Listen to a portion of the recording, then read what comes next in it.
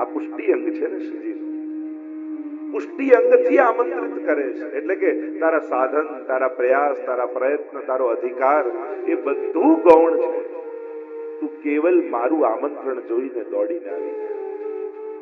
એ સમયે તારો સ્વભાવ, તારા કર્મ, તારા પુણ્ય, તારા પાપ એ કશાનો વિચાર ન કરીશ. હું જ્યારે બોલાવું એમ શ્રીનાથજી કહે છે, ત્યારે તું તારી સામે જોઈને ન દોડીશ, તું તારી નજર મારી સામે રાખીને દોડ. આ પુષ્ટિ અંગથી આમંત્રણ છે.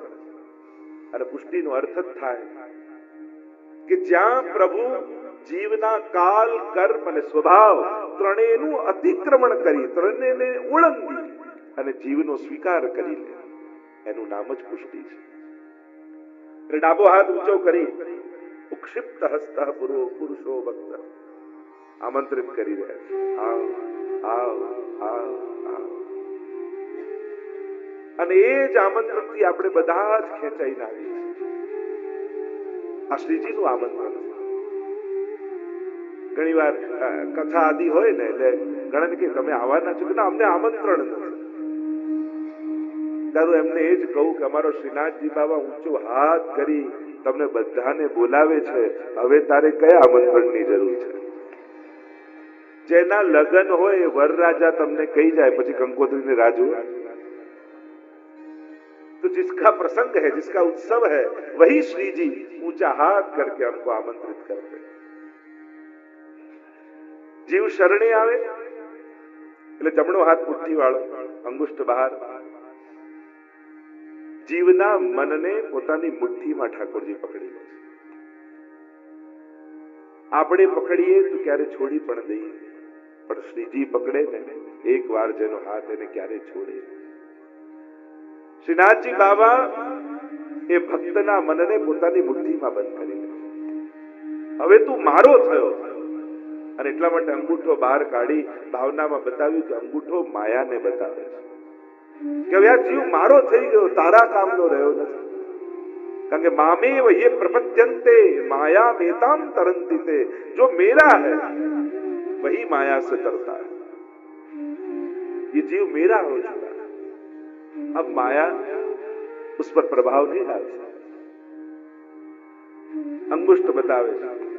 આ એક પ્રસિદ્ધ ભાવ શ્રીનાથજી બાબાના સ્વરૂપ, પણ એને અંતર્ગત અનેક ભાવો શ્રીનાથજી બાબાના સ્વરૂપના, એમની કંદરામાં રહેલા ચિહ્નોના થોડીક એની ચર્ચા કરીને પછી ચરિત્રમાં પ્રવેશ કરીએ. કારણ કે ભારત વર્ષમાં, આ ભારત દેશમાં અનેક સ્વયંભૂ પ્રગટિત સ્વરૂપો છે. અને સ્વયંભૂ પ્રગટિત સ્વરૂપનો સ્વયંનો પ્રભાવ આપણે ચારે દિશામાં જોઈએ. ઉત્તર બદ્રીનાથ, આ બાજુ દ્વારિકાધીશ, આ બાજુ જગન્નાથજી, નીચે શ્રીરંગજી અને મધ્ય હેતુ ગોવર્ધન નાથો. બોલો गोवर्धन नाथ की जय. और भारत के मध्य में श्री गोवर्धन नाथ विराजते. અને ત્યાં સુધી ગર્ગ સંહિતામાં તો કહ્યું કે ચારે ધામની યાત્રા કરો, પણ આ પાંચમા ધામમાં ન આવો ત્યાં સુધી તમારી યાત્રા અધૂરી છે. શ્રી ગોવર્ધન નાથજી સ્વયંભૂ સ્વરૂપ. દેખો પુષ્ટિ માર્ગ એનો વૈભવ શું છે? મંદિરો ગમે તેટલા મોટા થાય એનાથી જીવનો ઉદ્ધાર નથી થતો, પણ એમાં બિરાજતા આ અલૌકિક સ્વરૂપોથી જીવનો ઉદ્ધાર થાય છે. પુષ્ટિ માર્ગનો વૈભવ, પુષ્ટિ માર્ગમાં બિરાજતા આ બધા સ્વયંભૂ પ્રકટિત સ્વરૂપો છે. કેટલા સ્વરૂપો પુષ્ટિ માર્ગમાં બિરાજે છે કે જે સ્વયંભૂ પ્રકટિત છે, જે કોઈએ બનાવ્યા નથી. પ્રભુ પોતે જ એ મૂર્તિ સ્વરૂપે પ્રગટ્યા છે. અનેક અનેક અવતાર જે પ્રભુના કહીએ છે, તો એ તો ભગવાન અંશ કલા આવેશ આદિ અવતાર લે, પણ આ સ્વરૂપ સ્વયં પ્રભુનું જ સ્વરૂપ છે. એ તો જેમ કથા ચરિત્ર આપણે જોઈશું ત્યારે આપણે ચર્ચા કરીશું. તો સ્વરૂપની ભાવનાનો થોડો વિચાર જો આપણે કરીએ તો પ્રસિદ્ધ છે. ઊંચો હાથ કરીને બોલાવી રહ્યા છે, જમણા હાથથી મનને જીવના બંધ કરે છે, માયાને અંગુષ્ઠ બતાવે છે, અને રાસનો એક ભાવ પણ બતાવ્યો કે આ જે મુદ્રા છે ઠાકોરજીની એ રાસની મુદ્રા છે, નૃત્યની મુદ્રા છે. અને નૃત્યની મુદ્રામાં જેમ રસ ઉદ્દીપન રસ પ્રગટ થાય એમ સમસ્ત રસોનું દાન અહીંયા શ્રીનાથજી બાબા કરી રહ્યા છે.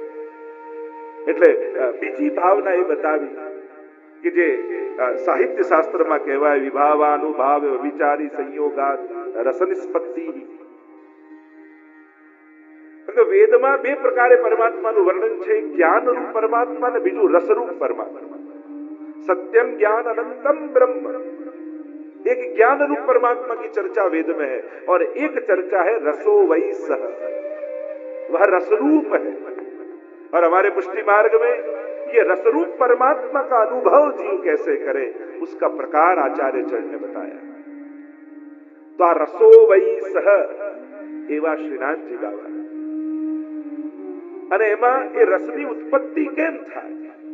જેમ કોઈ ફળ હોય એનું તમે રસપાન કઈ રીતે કરી શકો? એ રસ તમારા સુધી કેમ પહોંચે? તો કે વિભાવ અવિભાવ અનુભાવ વ્યભિચારી સંયોગાદ રસ નિષ્પત્તિ.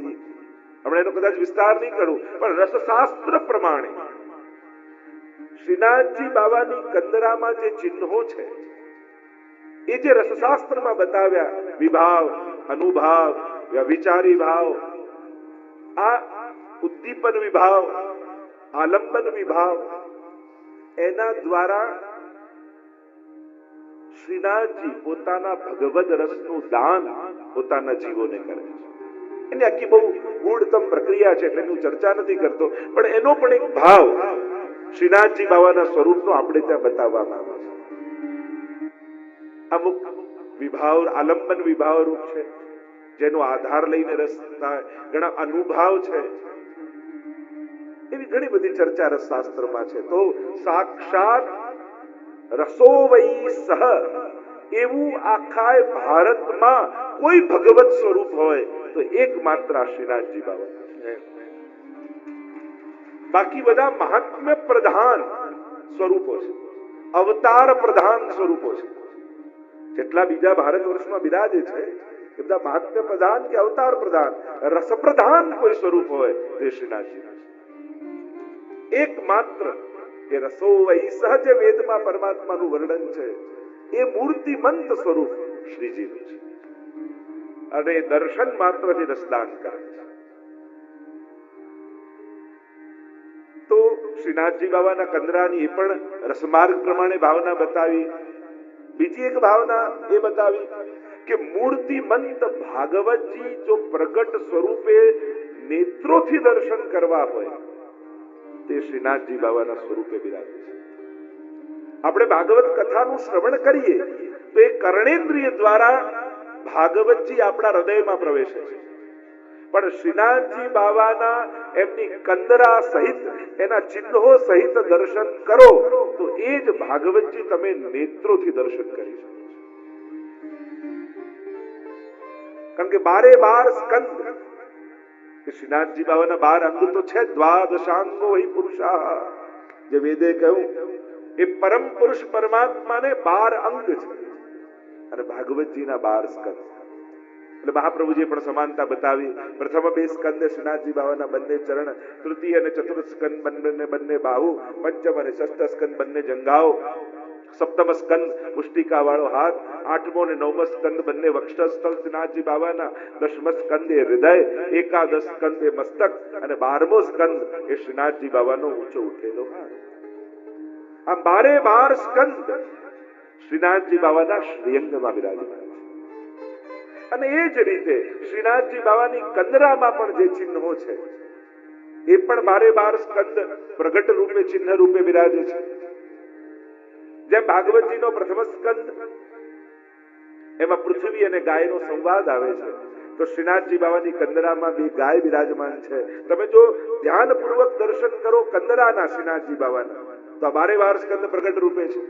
2 ગાય છે કંદરામાં, તો આ એક છે પૃથ્વી રૂપ ગાય અને ધર્મ રૂપ બળદ, જે પ્રથમ સ્કંદમાં કથા આવે છે. શ્રીનાથજી બાબાની કંદરામાં મસ્તક ઉપર શુક છે, તો દ્વિતીય સ્કંદમાં શુક ઉવાચ બોલે છે શુકદેવજી, એ શુકદેવજીના પ્રતીક રૂપે દ્વિતીય સ્કંદના પ્રતીક રૂપે છે. શ્રીનાથજી બાબાની કંદરામાં એક મુનિ છે, એ તૃતીય સ્કંદના કપિલ ભગવાન છે અને તૃતીય સ્કંદનું પ્રતીક છે. શ્રીનાથજી બાવાની કંદરામાં બીજા બે મુનિ છે, એ નર અને નારાયણ છે, જે ચોથા સ્કંદના પ્રતીક રૂપે છે. શ્રીનાથજી બાવાની કંદરામાં એક ઘેટાનું મેષનું ચિહ્ન છે, એ પાંચમા સ્કંદના પ્રતીક રૂપે છે. પંચમ સ્કંદમાં કાલગણના આવે છે અને 12 રાશિઓમાંની પહેલી રાશિ એ મેષ રાશિ અને એટલા માટે પંચમ સ્કંદ. શ્રીનાથજી બાવાની કંદરામાં બે ગાય, એક ગાય છે ને બીજું વાછરડું.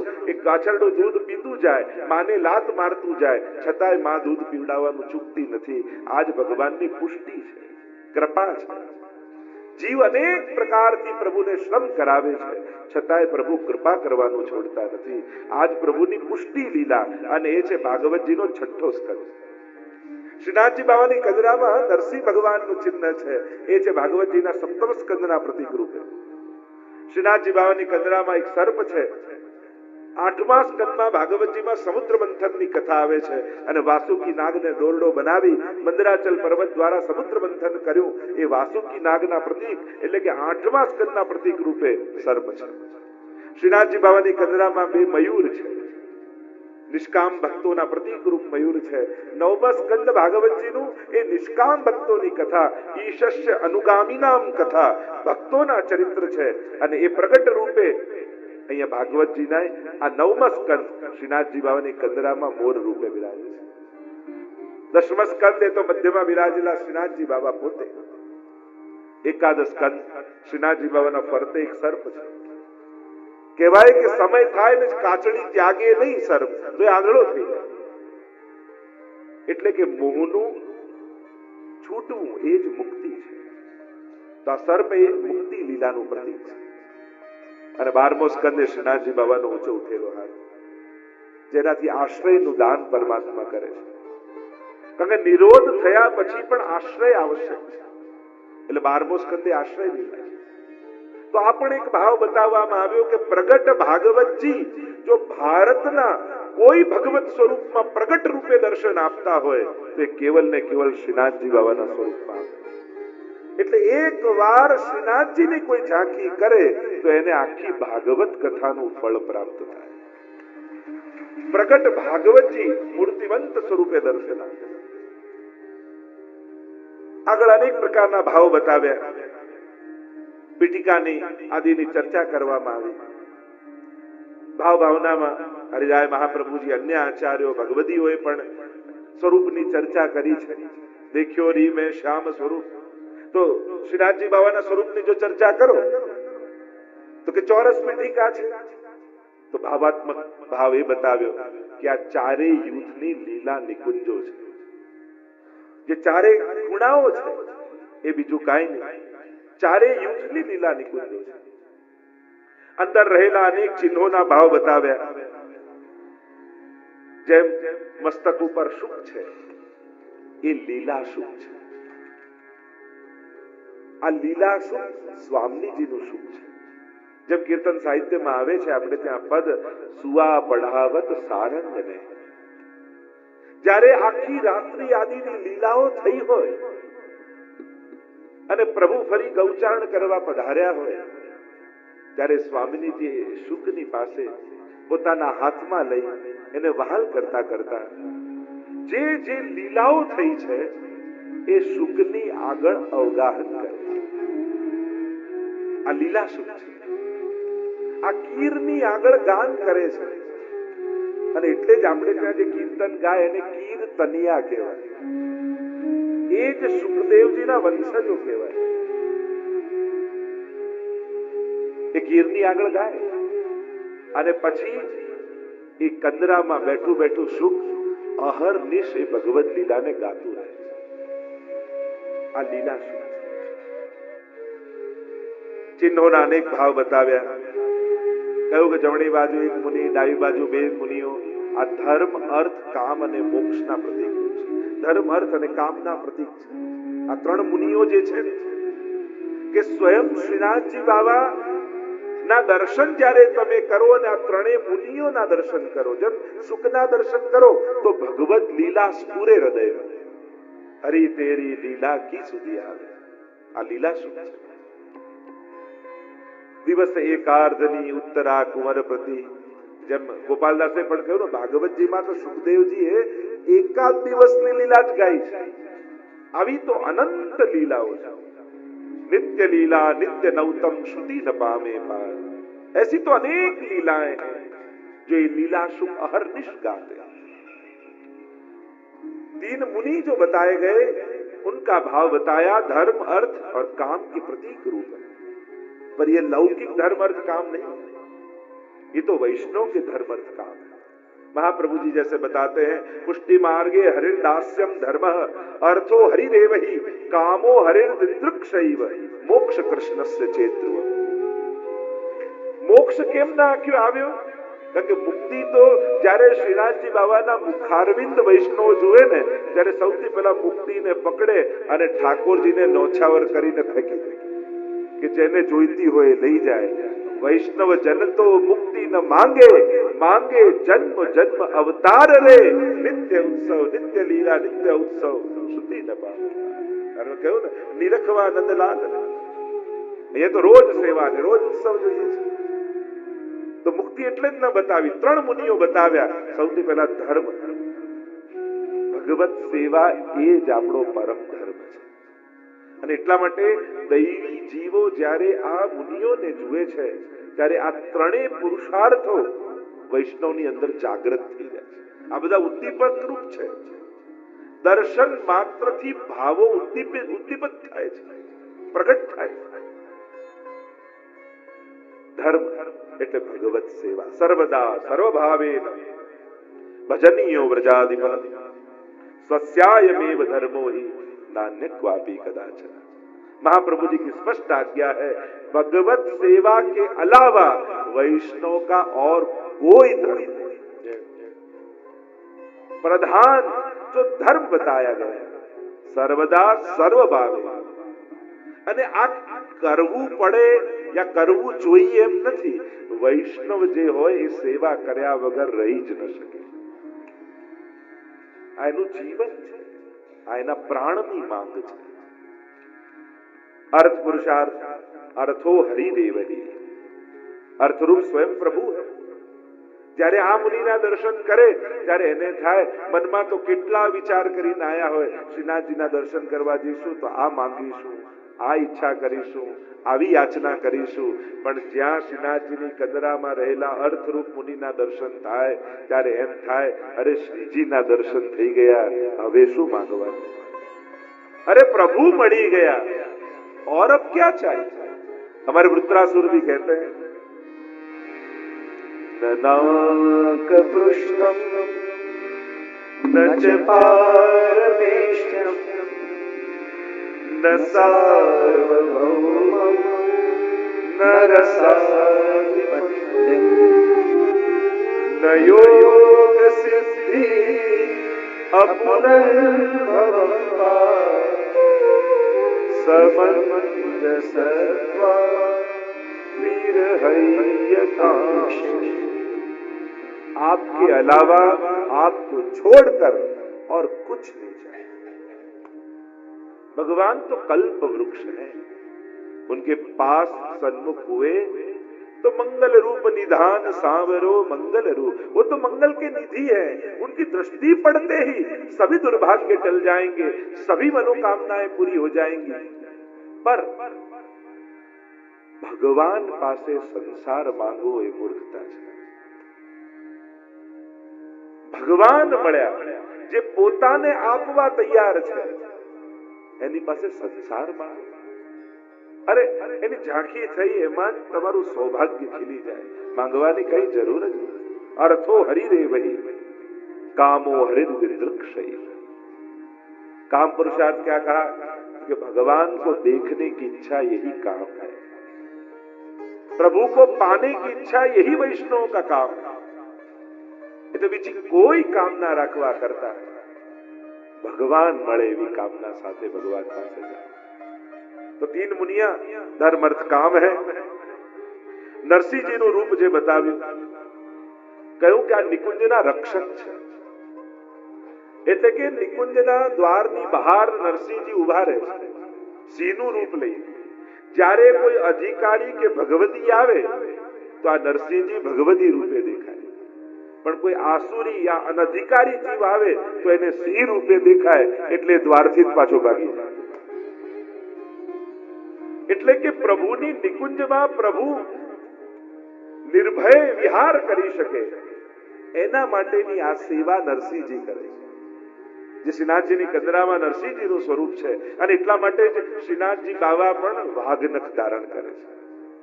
વૈયાગ્ર ભૂષણ જે શિક્ષાપત્રમાં કહ્યું.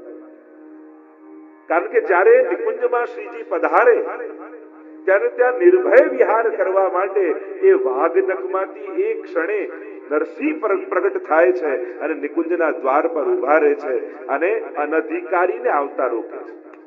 કેવલ અધિકારીનો પ્રવેશ કરવા દે છે. નરસિંહજીની ભાવના બતાવી. મોર જે છે એ નિષ્કામ પ્રેમના પ્રતીક છે એમ કહ્યું.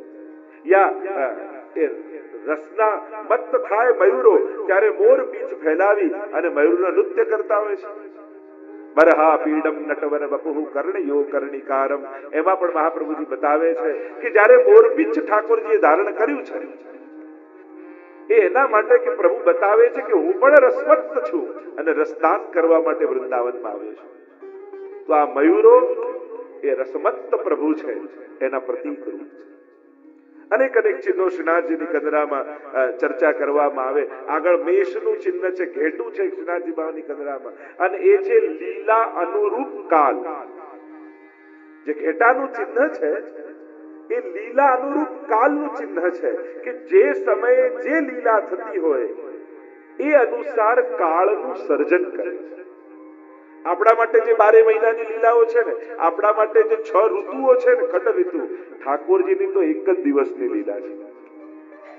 ચતુર્બુદ્ધ દાસજીની વાર્તામાં આવે છે ને કે જ્યારે ચતુર્બુદ્ધ દાસજીને ફૂલ વીણવા માટે ગુસાઈજી પ્રભુ ચરણે મોકલ્યા, પૂછડીના ભાગમાં જાઓ અને પૂછડીના ભાગમાં અને રામદાસજીને અહીંયા મોકલજો. રામદાસજીને મોકલ્યા અને ચતુર્બુદ્ધ દાસ ફૂલ વીણવા માટે ગિરિરાજજીના પૂછડીના ભાગમાં શોધતા હતા ફૂલો. એક સુંદર કંદરા દેખાઈ, એમાં પ્રવેશ કરી ગયા. અંદર અંદર અંદર જતા જતા જતા જતા ક્યાંય ગિરિરાજજીની ભીતર પ્રવેશ કરી ગયા અને ત્યાં યુગલ સ્વરૂપ બિરાજેલા દર્શન થયા. અનેક ગોપીજનો સાથે ઠાડા છે. ભગવદ આનંદ થઈ રહ્યો છે, લીલા થઈ રહી છે અને એ સમયે ઠાકોરજીએ કૃપા કરી ગિરિરાજજી દ્વારા ચતુર્બુદ્ધ દાસને આ ખટ ઋતુ લીલાના અનુભવ થયા. ગિરિરાજજીની ભીતર 6 ઋતુ નિત્ય બિરાજમાન છે. એટલે લલિત બ્રજ દેશ गिरिराज राजे और खट ऋतु रहत सदा. इसलिए हम कहते हैं 6 ऋतु गिरिराज जी के भीतर सदा विराजमान, जो द्वादश निकुंज की भावना हम कहते हैं. દ્વાદશ કુંજો છે કારણ કે એક ઋતુમાં બે કુંજ આવે, એક મણીની અને બીજી પુષ્પમય. આમ આખા દિવસની લીલામાં 6 ઋતુ ભગવત સેવામાં આવે છે. તો આ જો ઘેટાનું ચિહ્ન છે એ લીલા અનુરૂપ કાલ છે. જેવી લીલા થતી હોય, જેમ વલ્લભાખ્યાનમાં પણ કે લીલા ને અનુસાર કલરવ કૂજતા દ્વિજ શોભતા. આ પક્ષીઓ પણ જે લીલાત્મક છે ને, આ લીલા સુખાદી, એ પણ જેવી લીલા ચાલતી હોય એવા સ્વર કાઢે છે. એમ જ આ ઘેટું કાળનું નિર્માણ કરે છે. આ મેષનું જે ચિહ્ન છે. અને ઘણીવાર આપણે પણ અનુભવ્યું હશે, ઘણીવાર મનોરથ કરીએ ને એવી ઋતુ બદલાઈ જાય. આપણને એમ લાગે ઠાકોરજી કેવા સમય પ્રમાણે ઋતુ અનુકૂળ કરી દે છે. જો ને હમણાં વસંત પંચમી પહેલા કેટલી ઠંડી હતી. વસંત પંચમી આવતા જ બધા ડરતા હતા, નાથદ્વારામાં બહુ ઠંડી હશે, બહુ ઠંડી હશે. તારા ઠાકોરજી બધું અનુકૂળ કરશે. વસંત પંચમી આવતા જ કેવી ઋતુ બદલાઈ ગઈ. આ લીલાને અનુરૂપ કાલ ઠાકોરજી પોતે કરે.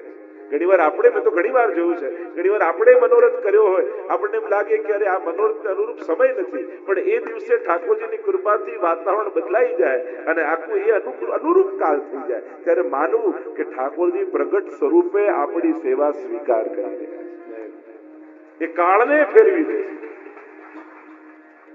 તો આ મેષનું ચિહ્ન એ અનુકૂળ કાલ છે. શેષનાગ જે છે એ સંકર્ષણ સૈયા રૂપ છે. જેમ ભગવાન શેષનાગ ની એના ઉપર ફોડે છે સૈયા ઉપર, તો આ શેષનાગ જે છે એ પ્રભુની સૈયાજી છે. અતિ કોમલ છે. બે ગાય જે છે એ પૃથ્વી અને ધર્મનું સ્વરૂપ છે. એમ આખું જે સ્વરૂપાત્મક ચિહ્ન છે એ એમ કહેવાય છે કે દક્ષિણાથમાં શંખનું ચિહ્ન એ મંગલનું સૂચક છે. કે જે શંખનું ચિહ્ન બિરાજે છે એ મંગલનું સૂચક છે. કૃષ્ણાજી બાબાના દર્શન સર્વને મંગલ આપનારા છે, મંગલનું દાન કરનારા છે. અને એટલા માટે ભગવદીઓ આપણા ગાન કરતા કહે દેખ્યો રી મેં શ્યામ સ્વરૂપ. શ્યામમાં બે પ્રકાર હોય. આપણે શ્યામ સ્વરૂપ જ્યારે કહીએ આપણે ત્યાં સ્વરૂપોમાં બે પ્રકાર શ્યામના કયા, એક મેઘ શ્યામ અને બીજું રક્ત શ્યામ. એક વાદળી જેવું, વાદળ જેવું, ઘનઘોર વાદળ જેમ વરસવા વાળા હોય તો થોડું વાદળી જેવું, બ્લુઇશ ગહેરું વાદળી, અને એના જેવું મેઘ શ્યામ, અને બીજું છે રક્ત શ્યામ. શ્રીનાથજી બાબાનું જે સ્વરૂપ છે એ રક્ત શ્યામ વર્ણન છે. આપણે દૂરથી દર્શન કરતા હોય ત્યારે તમને જુદું લાગે, પણ જ્યારે નિકટ જઈએ શ્રીજીના સાનિધ્યમાં ત્યારે આખા સ્વરૂપનું જે તમે દર્શન કરો તો એ રક્ત વર્ણ છે, લાલાશ લખ્યું છે.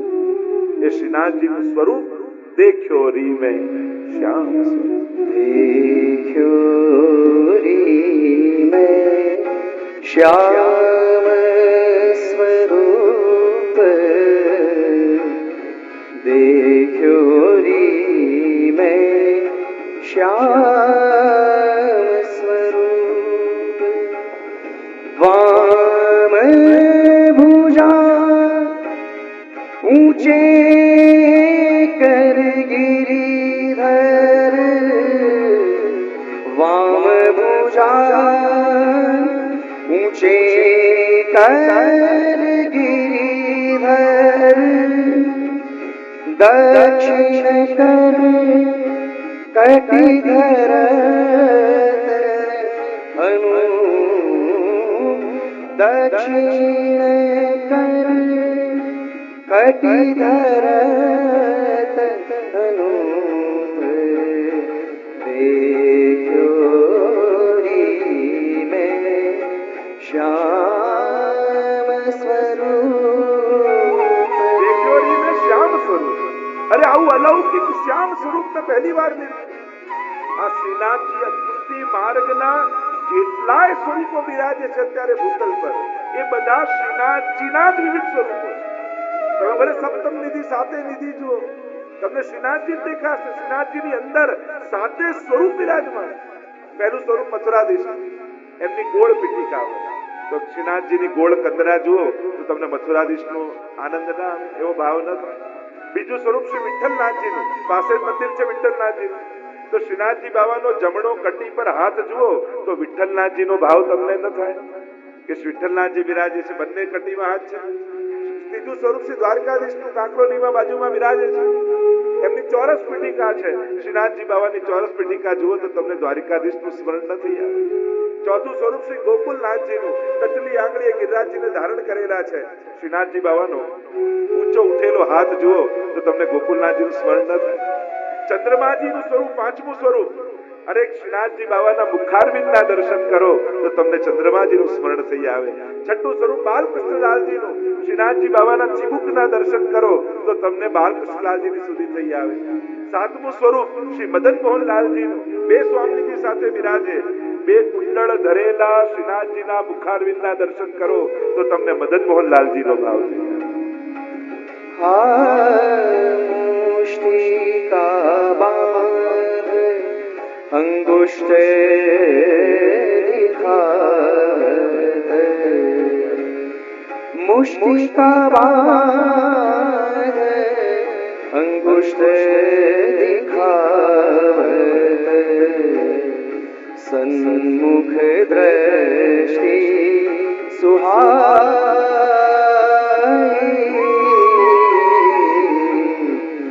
सन्मुख दृष्टि सुहाई. પુસ્તિકાનો એક ભાવ એ પણ બતાવે, ઠાકોરજીએ કમર પર રાખ્યો એટલે કે જે એમના શરણે આવ્યા એમના માટે ભવસાગર એક કટી સુધી થઈ ગયો, હવે એમને ડૂબાડી શકવાનો નથી. આવ્યો ચરણ કમલ યુગલ समधर के चरण कमल युगल समधर के कुंज द्वार मन लाए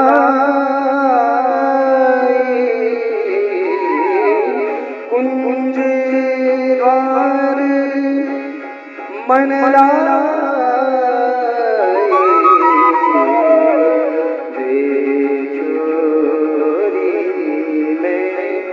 श्याम स्वरूप देखो री मैं श्याम स्वरूप देखो री मैं श्याम स्वरूप આવું શ્યામ સ્વરૂપ તમે ક્યાંય નથી જોયું છે, અહીંયા બિરાજે. કારણ કે આ કોઈ જુદી જ લીલાનું સ્વરૂપ છે. ક્યારે કોઈ ભગવાન છેક દ્વાર સુધી આવી ભક્તોને બોલાવે? એ તો ક્યાંય નિહતમ ગુહાય, એ તો અગોચર હોય, અદ્રશ્ય હોય, ક્યાંય ભીતર હોય, મોટા મોટા મુનિઓ ત્યાં પહોંચી ન શકે. આ ભગવાન એવા છે, છેક પોતાના નિકુંજના દ્વાર સુધી આવી પોતાના ભક્તોને લેવા માટે પધારે. આવું દુનિયામાં ક્યાંય કોઈ સ્વરૂપ વિરાજમાન. અતિ રહસ્ય નિકુંજ લીલા रहस्य निकुंज लीला हृदय स्मरण दीजे हृदय स्मरण दीजे द्वार मन बचन गोचर द्वार के मन बचन अगोचर चरण कमल चित दीजे चरण कमल चित दीजे देखो री मैं श्याम स्वरूप देखो री मैं देखो री मैं देखो री मैं श्याम અતિ રહસ્ય નિકુંજ की लीला. શ્રીનાથજીની કંદરામાં અતિ રહસ્ય નિકુંજની લીલા વિરાજમાન છે. અનેક અનેક ભાવો રસાત્મક ને ભાવાત્મક પણ બતાવવામાં આવ્યા. એક ભાવ એ પણ કહેવામાં આવ્યો, પ્રગટ વેણુ ગીતની લીલા શ્રીનાથજીની કંદરામાં વિદ્યમાન છે. પ્રગટ વેણુ ગીત, તમે વેણુ ગીતનું જો પઠન કરો, વેણુ ગીત પુનઃ યુગલ ગીત की રસબર ખા બરખાઈ પ્રગટ ભય માર્ગ રીત દિખાઈ. એક એક એક એક જે વેણુ ગીતમાં વર્ણન છે, જેમ પક્ષીઓ ઉપર શુક દેખાય, મયુર આદિ દેખાયા. આ પક્ષીઓ કોણ છે? અનુભાવ છે. રસશાસ્ત્ર પ્રમાણે અનુભાવ એને કહેવાય કે જે પ્રભાવથી પ્રગટિત થાય, એ અનુભાવ. આ મુનિઓ, આ પક્ષીઓ બીજો કોઈ નથી જે વેણુ ગીતમાં કહ્યું, પ્રાયો બતામે વિહિગા મુનયો વનેસ્મિન કૃષ્ણે ક્ષણાસ્વદુદીતમ કલ વેણુ ગીતમ આરુહ્ય યે ધ્રુમ ભુજાન રુચિર પ્રબાલાન શૃણવંતિ મૃત દૃશો વિગતાન્ય વાચા. यशनाथ जी की कंदरा में जो पक्षी हैं, जब ठाकुर जी वेणुनाद करते हुए और वृंदावन में विचरण करते हैं, तब उस नाद में पधराई हुई सुधा के कारण मुक्त हुए ये सब पशु पक्षियां उस प्रभाव में किस प्रकार अपनी क्रियाएं करते हैं, उसका वर्णन जो वेणु गीत में किया गया, वही श्रीनाथ जी की कंदरा में प्रकटित है. એટલે ત્યાં જે પક્ષીઓનું વર્ણન આવ્યું ને કહ્યું કે આ પક્ષીઓ નથી, આ તો મુનિઓ છે. શ્રીનાથજીની કંદરાના અનેક અનેક ભાવો અનેક આચાર્યો દ્વારા બતાવવામાં આવ્યા. તો એનું પણ એક પ્રકાર છે. ગાયોનું કહ્યું આચાર્યો કે આ પ્રગટ ગોકુલનું સ્વરૂપ છે. ગોકુલના પ્રતિકાત્મક ગાયો છે. ઠાકોરજી ગોકુલમાં પધારીને જે લીલાઓ કરી એનું સાંકેતિક અહીંયા ચિહ્ન છે. એવા અનેક વર્ણન, કારણ કે વેણુ ગીતમાં ગાયોનું પણ વર્ણન આવ્યું. ગાવશ્ચ કૃષ્ણ મુખ નિર્ગત વેણુ ગીત પિયુષ મુક્ત ભીત કર્ણ પુટઈ પિબંત્ય. ઠાકોરજી જયારે વેણુનાદ કરે ત્યારે આ ગાયો પોતાના કાન ઊંચા કરી કરી દોના બનાવી અને પ્રભુની સુધાના પાન કરે. એના નાના નાના વાછરડાઓ દૂધ પાન કરતા કરતા એવા મુગ્ધ બની ગયા છે કે દૂધ પીધું તો છે પણ ન ઉગળી શકે છે, ન નીકળી શકે છે, મુખમાં જ અટકી ગયું છે, પીવાનું ભૂલી ગયા છે. અહીંયા ગિરિરાજજી છે અને શ્રીજીના ઉપરના ભાગમાં યમુનાજી અને ગિરિરાજજી બંનેનો ભાવ. એની પણ ભાવના બતાવી કે કંદરામાં બંને બિરાજમાન છે. ગિરિરાજની કંદરા દેખાશે, શ્રી યમુનાજી આ બંને બિરાજમાન. અને એટલા માટે પ્રગટ બ્રજ શ્રીનાથજીની અંદર બિરાજમાન છે. એટલે ત્યાં સુધી કહ્યું કે શ્રીનાથજીના કંદરા સહિત દર્શન કરો તો આખી વ્રજ યાત્રાનું ફળ પ્રાપ્ત થાય. પ્રગટ બ્રજ મૂર્તિમંત સ્વરૂપે શ્રીજીમાં વિદ્યમાન છે. ગિરિરાજજીની કંદરામાં બિરાજમાન છે. હરિદાસ વર્ય गिरिराज છે. અંતાય બદ્રિર્બલા હરિદાસ વર્ય. કારણ કે ये सब मेरो અંગ. ઠાકોરજી કીર્તન સાહિત્યમાં એમ કહે છે કે આ બ્રજ જુદું જુદું, ભલે તમને વ્રજ ભક્તોને વ્રજ જુદા લાગતા હોય પણ આ બધું જ મારા અંગ રૂપ છે. ये जितनी लीला सृष्टि है वह प्रभु ने अपने श्रीअंग में से प्रकट की. એટલે પ્રભુનું ધામ, પ્રભુની લીલા અને પ્રભુનું લીલા પરિકર વ્રજ ભક્તો એમને ક્યારે પણ ભેદ બુદ્ધિથી નહીં જોવા. એ પ્રભુના આનંદાંશનો જ વિસ્તાર છે. એટલે જ આપણે ત્યાં તો ઠાકોરજીના મુખારવિંદમાંથી સ્વામીજીનું પ્રાગટ્ય કહીએ છીએ, સ્વામીજીના મુખારવિંદમાંથી ચંદ્રાવલીજીનું પ્રાગટ્ય કહીએ છીએ, એમના મુખારવિંદથી લલિતાજીનું પ્રાગટ્ય કહીએ છીએ. એમ આ જેટલા લીલા પરિકરના ગોપીજનો છે એ બધા જ પ્રભુમાંથી જ પ્રગટ્યા છે. લૌકિકતા અને વિકાર ત્યાં પેદા થાય જ્યાં બે હોય. અને અહીંયા તો એકોહમ બહુશ્યામ પ્રજા. અહીંયા જુદા જુદા દેખાતા હોવા છતાં તત્વતઃ બધા એક જ છે, બધા જ લીલાત્મક છે. અને એટલા માટે પ્રભુની લીલા અને લીલા સંબંધી વ્યક્તિ આ પાત્રોમાં ક્યારે પણ લૌકિક બુદ્ધિનો વિચાર છે. અહીંયા બીજું કોઈ છે જ નહીં. રાસમાં જેમ સુખદેવજીએ કહ્યું, રેમે રમેશો વ્રજ સુંદરી ભી યથાર બક સ્વપ્રતિબિંબ વિભ્રમ. જેમ એક નાનકડું બાળક પોતાના પ્રતિબિંબને દર્પણમાં જોઈ એની જોડે રમતો હોય ને, એવી આ લીલા એ રાસ લીલા છે. તો અહીંયા ગિરિરાજજી પણ છે અને શ્રી યમુનાજી પણ બિરાજમાન છે. શ્રીજીની ભીતર બધા જ સ્વરૂપો છે. તો ઘણીવાર પ્રવચનમાં કહું ને, ઘણીવાર શ્રીનાથજીનું આપણે સ્વરૂપ બિરાજતું હોય, ચિત્ર સ્વરૂપ સેવામાં બિરાજતું હોય, પછી આપણને એમ થાય લો બધાને ત્યાં બિરાજ્યા, ગિરિરાજજી તો છે નહીં, હવે પધરાવો. પછી એમ થાય યમુનાજીના લોટી તો બિરાજવા છે, પછી હવે યમુનાજી પધરાવો. પછી બધાને ત્યાં મહાપ્રભુજીનું આ બિરાજ, હવે મહાપ્રભુજી પધરાવો. કરો એનું ના નહીં, એનો પણ એક આનંદ છે, સ્વરૂપાસક્તિનો પણ એક આનંદ હોય છે, પણ ભેદ જોઈને વિસ્તાર નહીં કરવો. જો એક આનંદથી વિસ્તાર થાય, આસક્તિથી વિસ્તાર થાય, એ જુદી વસ્તુ છે. અને એક ભેદ બુદ્ધિ, આ નથી એટલે એમને પધરાવા છે, આવી બુદ્ધિથી રાખે. અને શ્રીનાથજીની અંદર આ બધા જ સ્વરૂપો બિરાજે છે. તમે શ્રીજીના મુખને જુઓ તો તમને વલ્લભના દર્શન ન થાય. તમે એમની કંદરાને જુઓ તો એમાં ગિરિરાજજી નથી બિરાજતા. આ બધા પ્રગટ જ છે. અને એટલા માટે ભેદ બુદ્ધિ રાખીને જુદી જુદી સેવા કરવાનો પ્રયાસ નહીં કરવા. એ આસક્તિ અને આનંદથી થઈ શકે વિસ્તાર. તો શ્રીનાથજીના સ્વરૂપની અનેકવિધ ભાવનાઓમાં જે પ્રસિદ્ધ ભાવના છે, અને એ ભાવના જે એમના નામથી ઓળખીએ છે, બોલો ગોવર્ધન નાથ કી જય. સારસ્વત કલ્પમાં 10મ સ્કંદમાં જે ભાગવતજીમાં કથા છે, આ અમારા શ્રીનાથજી એ કઈ લીલાનું સ્વરૂપ છે? તો કે શ્રી ગોવર્ધનનાથ, ગોવર્ધન કરનારા, ઇન્દ્રના માનનું ભંગ કરનારા. એટલે 3 સ્વરૂપ શ્રીનાથજી આપણે માનવામાં આવે.